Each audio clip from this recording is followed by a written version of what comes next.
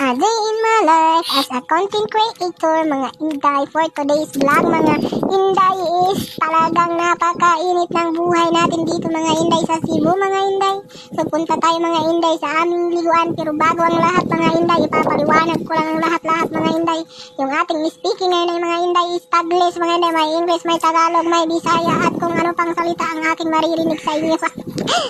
So pasensya na kayo, mga guys, kung nabubulol-bulol na ako, mga guys. Sa haba ba naman kasi ng video na to, mga guys. Sino ba naman hindi mabubulol? Napakahirap kaya mag voice over, mga guys.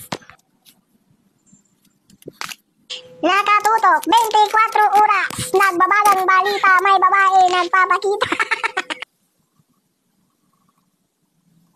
So, for today's video, mga guys, is ipapakita natin ang aking bathtub na maganda, mga guys. Naghugas-hugas na nga ako ng aking itatakip sa bathtub natin, mga guys. Kasi baka wala akong maipong tubig, mga guys, dahil hindi ko pa natatakpan ang butas ng karayo, mga guys. Kaya tinakpan ko na, mga guys. Wala nang paligoy-ligoy pa nang matapos na yung aking pagligo-ligo at pag-swimming-swimming sa aking bathtub na mamahalin, mga guys. Made in Philippines but not the city. Kaya sa kadahilanan wala na akong masabi, mga guys, ay gusto ko nang tapusin ang vlog na ito, mga guys. Kasi napakahirap talaga, mga guys, mag voice over, lalo na kung walang papasok sa utak mo, mga guys.